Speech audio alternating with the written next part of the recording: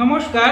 আজ আমি আপনাদের কাছে আগামী 1 মে 2024 সালে বৃহস্পতি গ্রহের রাশি পরিবর্তনের জন্য বৃশ্চিক রাশির মানুষদের কেমন কাটবে আগামী 1 বছর, আজকে এই নিয়ে আলোচনা করব। বৃহস্পতি গ্রহটি প্রতি বছর অর্থাৎ 1 বছর অন্তর অন্তর নিজের রাশিগুলো একটি রাশি ত্যাগ করে, অর্থাৎ ট্রানজিটের সময় নেয় 1 বছর করে। বৃহস্পতি অবস্থান করবে আগামী 1 মে 2024 সালে বৃষ রাশির ঘরে। ওখানে তিনি অবস্থান করে থাকবেন আগামী 2025 সালে মে মাসের 14 তারিখ অবধি, বা টানা 1 বছর। এখানে তিনি 3টি নক্ষত্রে অতিক্রম করবেন। প্রথমে কৃত্তিকা রবিদেবের নক্ষত্র, তারপর চন্দ্রদেবের নক্ষত্র রোহিণী, তারপর মৃগশিরা হচ্ছে মঙ্গলদেবের নক্ষত্র। এই 3টি নক্ষত্রকে তিনি এখানে অতিক্রম করবেন 1 বছর ধরে। এই বিষয়টিতে অবস্থান করার জন্য বৃহস্পতি গ্রহ আগামী 1 বছর বৃশ্চিক রাশি বা বৃশ্চিক লগ্নের মানুষদের কেমন কাটবে, আজকে এই নিয়ে আলোচনা করব। তাই আপনার যদি বৃশ্চিক লগ্ন বা রাশি হয়ে থাকে তাহলে অনুষ্ঠানটি খুব মনোযোগ সহকারে শুনবেন।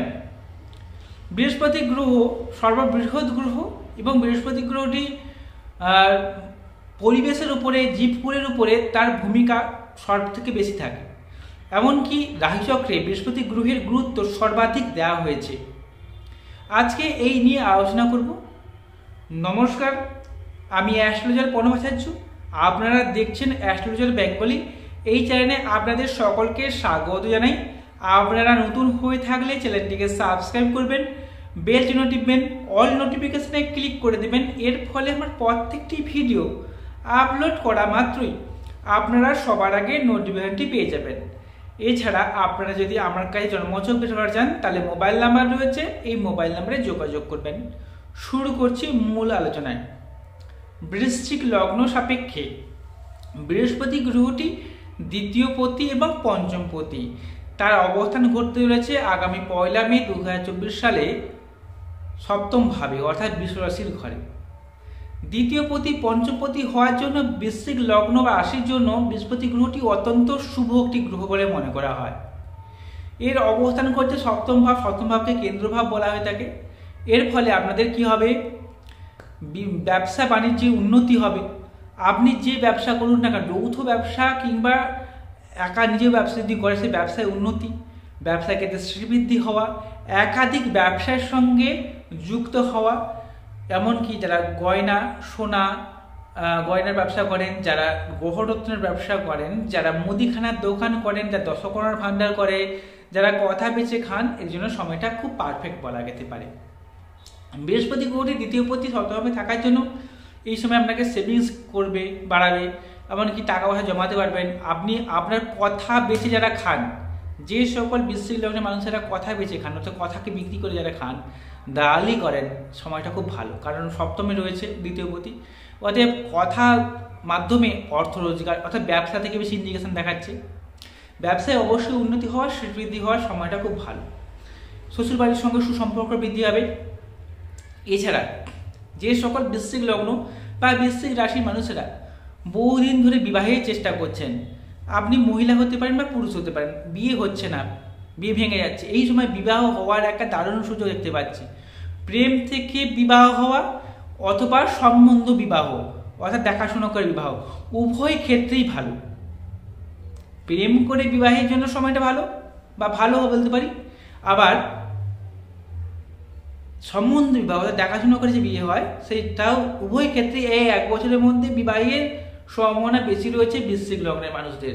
এই বছর আমি জোর দিয়ে বলতে পারি, যদি জন্মছকে যদি এই সময় সপ্তম পতির দশা চলে চলে অর্থাৎ শুক্র গ্রহের দশা চলে বা দশা চলে, তাহলে আরও বেশি অ্যাক্টিভ হয়ে যাবে। এটা মাথায় রাখবেন। এরপরে আসছে কথাটা কি, যে আপনাদের যে সকল বিবাহিত বা বিবাহিতা মানুষরা রয়েছেন, বৃশ্চিক লগ্ন যদি আপনার হয়ে থাকে, দেখবেন এই সময় আপনাদের লাইফ পার্টনারের সঙ্গে সুসম্পর্ক বৃদ্ধি হবে। লাইফ পার্টনারের মতকে গুরুত্ব দিবেন এবং তার দ্বারা আপনার উন্নতি হওয়াকেও নির্দেশ করছে বর্তমান সময়। এটা মাথায় রাখবেন। পাবলিক ডিলিংস খুব ভালো করতে পারবেন, মানুষরা আপনার প্রতি আকৃষ্ট হবে।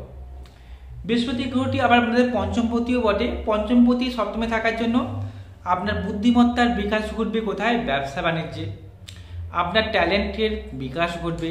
প্রতিষ্ঠা প্রাপ্তির জন্য সময়টা পারফেক্ট বলা যেতে পারে বৃশ্চিক লগ্নে, মানে বৃশ্চিক লগ্নের জন্য অত্যন্ত শুভ এটি সপ্তমী অবস্থান। এই বৃহস্পতি গ্রহটি সপ্তমে অবস্থান করে আপনাদের লগ্নের একাদশভাবে দৃষ্টি প্রদান করছে পঞ্চম দৃষ্টি। এর ফলে আমাদের উন্নতি হবে, আয় রোজগারের বাড়বে, সাফল্য বাড়বে। বড় দিদি বা দাদা যদি থাকে আপনার, তাদের কাছ থেকে হেল্প বা সাহায্য পেতে পারেন। আবার একাদশে কেতুও কিন্তু অবস্থান করছে, এর ফলে কি হবে? আপনাকে আচমকা কোনো কিছু অর্থ প্রাপ্তিতে সাহায্য করবে। সে টাকা পয়সা কাউকে ধার দিয়ে রেখে টাকা পয়সা উদ্ধার করতে পারছে না, এই সময় পেতে পারেন। ঠিক আছে, এইখান থেকে উদ্ধার হতে পারে। বা লটারি জুয়া ফটকা থেকেও ইনকাম আসতে পারে এই সময় 1 মে 2024 পর থেকে। অবশ্যই হবে, যে কোনো জায়গায় সাকসেস পাওয়ার জন্য সময়টা খুব ভালো। বৃহস্পতি গ্রহটি তার সপ্তম দৃষ্টি প্রদান করছে আপনার লগ্নে, অর্থাৎ রাশিতে দৃষ্টি প্রদান করছে। এর ফলে আপনার মন মানসিকতা ভালো থাকবে। যে কোনো জায়গায় উদ্যম প্রচুর থাকবে। আপনার উদ্যোগকে কাজে লাগিয়ে যে কোনো কাজকে সুন্দরভাবে করতে পারবেন। সেই সঙ্গে আপনার মধ্যে সবসময়ের জন্য একটা নিজেকে অপরের কাছে রিপ্রেজেন্ট করার একটা মেন্টালিটি থাকবে। শুধু তাই নয়, আপনার জ্ঞানের প্রতি একটা আকর্ষণ বাড়বে। কোনো কিছু বই পড়া, কোনো কিছু জিনিস শেখার প্রতি আকর্ষণ এই সময় বাড়তে পারে। শরীর স্বাস্থ্য খুব ভালো থাকবে, রোগ রিপু দূর হবে, এটুকু জোর দিয়ে বলতে পারে। বৃহস্পতি গ্রহটি তার নবম দৃষ্টি প্রদান করছে আপনাদের রাশি বা লগ্নের তৃতীয়ভাবে দৃষ্টি প্রদানের জন্য আপনার যোগাযোগ ব্যবস্থা খুব ভালো হবে, আপনার কমিউনিকেশন স্কিল বাড়বে, ভাই বোনদের সঙ্গে সুসম্পর্ক বৃদ্ধি পাবে। ভাই বোনদের কাছ থেকে এই সময় হেল্প বা সাহায্য পেতে পারেন। প্রতিবেশীদের কাছ থেকে সাহায্য পেতে পারেন। ছোটোখাটো ভ্রমণের জন্য, অর্থাৎ দুযাত্রা নয়, ছোটোখাটো ভ্রমণের জন্য সময়টা খুব ভালো। সেই সঙ্গে আপনার যোগাযোগ ব্যবস্থা খুব ভালো হবে, তার দ্বারা উন্নতি হবে। যারা সেলসম্যানের কাজকর্ম করেন তার জন্য সময়টা খুব ভালো। এগুলো আমি জোর দিয়ে বলতে পারি।